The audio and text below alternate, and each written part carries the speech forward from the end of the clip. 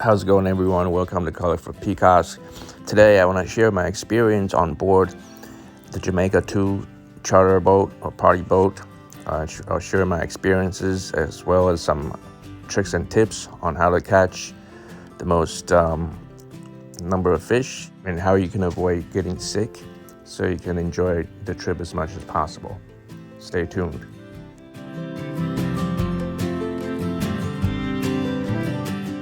You want to pick a calmer day before going out fishing. Not too calm, but ideally winds not exceeding 10 miles per hour so that the chops and swells won't be so great. Because many people can get sick during the 2-hour transit before getting to the grounds, the fishing grounds being the New Jersey mud hole. Actually, the mud hole runs from New York to New Jersey in the general vicinity. Back of the boat is often less rocky than the front. The second tip is to get motion sickness pills from your drugstore. There's also prescription patches that you can wear to put on the back of your ear, but those will require your doctor's prescription. I just took the motion sickness pills, but it's important to take one before you go to sleep the night before, and also take a second one as soon as you get to the boat or as soon as you get on the boat, and then you may have to take a third one an hour into transit. On this particular trip, quite a few people were throwing up 1 hour into our boat ride to the fishing grounds, and just looking at them suffering makes me want to throw up too. And I tried really hard to hold it in. I ate some candies, small sips of water to avoid the throwing up feeling. I had to say that I almost threw up, but then that's right before I took the third pill, and just like a miracle, it worked right away. That literally stopped me from throwing up for the entire trip. And then I only had 4 total pills. So after we started fishing, I don't know how many hours into it, I had to take the 4th pill, and then I never had any nausea or sick feelings after that. So pretty much the CVS motion sickness pills saved my trip. On the sea bass and porgies fishing trip, it's a 12-hour trip, 2 hours to the fishing grounds and 2 hours back. So you're left with 8 hours total to fish. As a matter of fact, on this particular day, I got there to the boat right at 3:30 because they want you to get there before 4 o'clock.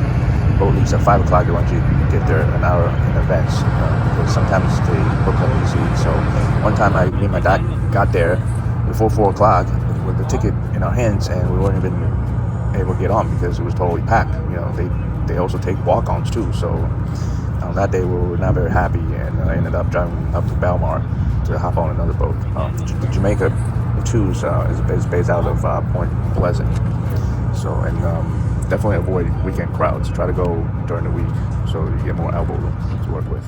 Our tip is to not eat too much or drink too much water to avoid your stomach feeling too bloated and wanting to throw up. Rather, you want to eat and drink small quantities at a time, periodically. Not too frequently, but periodically. This friend who I met who fished next to me, they all threw up, including his wife. However, his wife never ate anything, so she didn't have anything to throw up, and that's the worst.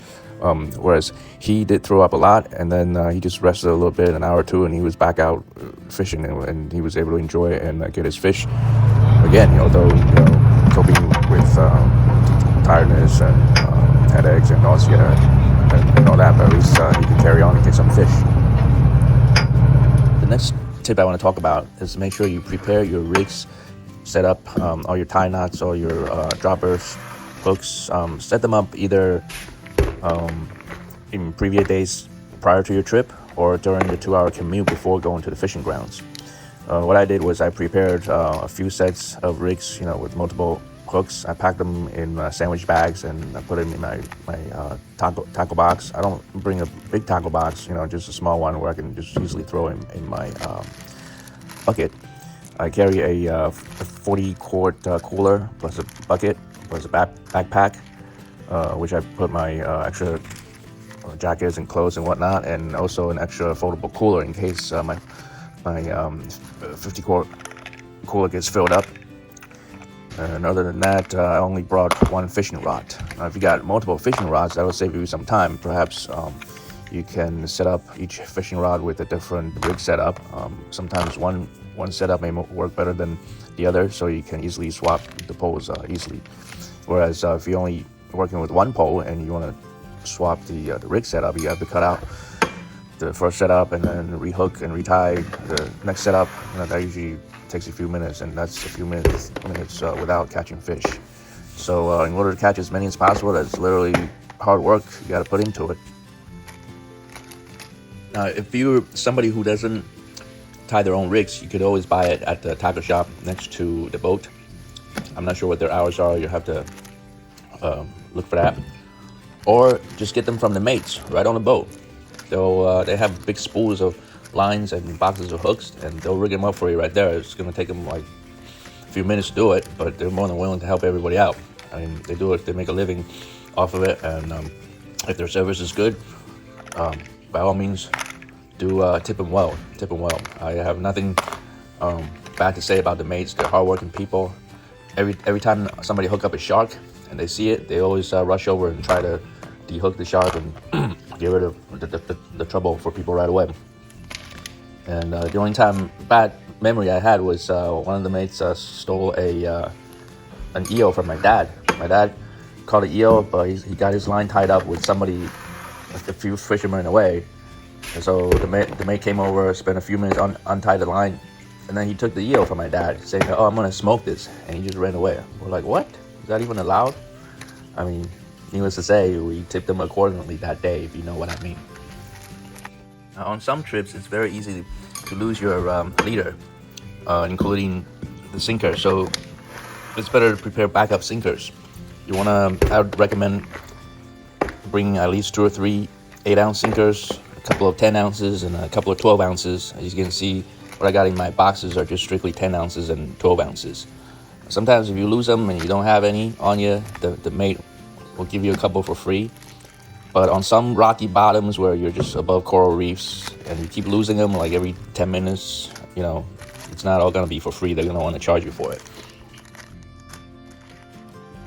That brings us to the next tip, is to use multiple dropper loop setups with the appropriate sized hook. Sometimes too big of a hook will cause the fish to be able to spit and get away while stealing your bait.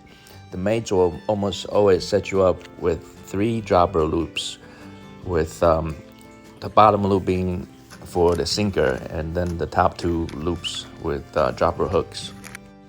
For example, this guy who easily caught his limit easily, you can see that he's got 3 fish on the line, 2 porgies up top, and a black sea bass on the bottom, with a sinker down below. But if you zoom in, you can easily see that he actually has a 4th hook that sits between the sea bass and the sinker, with a red pearl attached, which has no bait on it. It was obviously stolen from some fish already, so he could have caught a maximum 4 fish all at once, although that won't be easy for the arm to handle, because 4 fish will weigh a lot. But that would have been great. He's an expert at it. It definitely takes the right pole setup in order to bring up 3 or 4 fish up all at once. It can't be something too light of an action. It has to be something medium heavy or heavy action pole. To us laymen, we normally only bring up 2 fish at the most at once. 1/3 of the time we hook into sharks, they're a pain in the butt, and the other 1/3 of the time we bring up nothing and we get our bait stolen. And I don't know if I already mentioned to use the right size hook too. Smaller hooks are better, it prevents your fish from stealing your bait. That brings us to the next tip, which is to use an automatic or electric reel. That saves a lot of energy, especially for older people who doesn't have the strength to crank the reel 30 or 40 times to bring the fish up from the bottom to the surface. As you can see, this guy and a few others, they use a motorized setup hooked up to a battery. I don't know how many volt it is, so that's why you see the wire going down to the floor, attaching to their battery unit. I got blisters literally from cranking my spinner wheel all day long, like 30 times just to go from the bottom to the surface. I'm also looking to purchasing this type of setup, so if anybody has any recommendations to what I should get, please feel free to share and put in a comment below.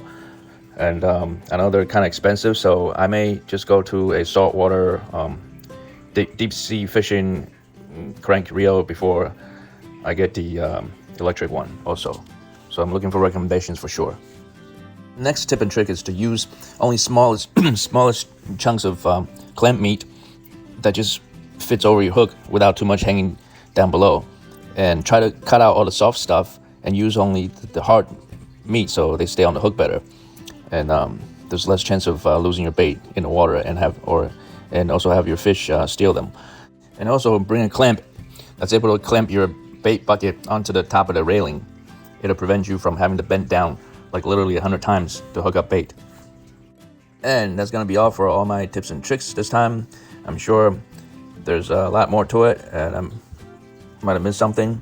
If you think there's some other tips and tricks I should know, feel free to comment below, and maybe I'll do another video the next time I get on the boat.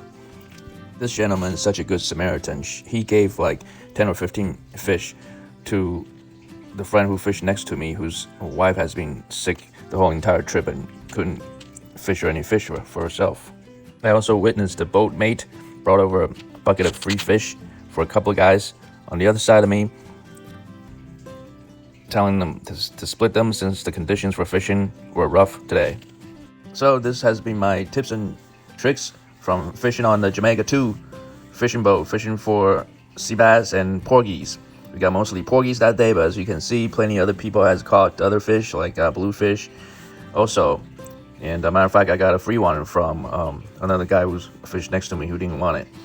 So thanks to him, and this has been a fishing trip from about 80 feet depth of water, and it was successful, although it could be better next time. Looking forward to the next time for sure. So thank you very much for watching. If you have any questions or comments, feel free to leave them below, and I shall catch you next time. See ya.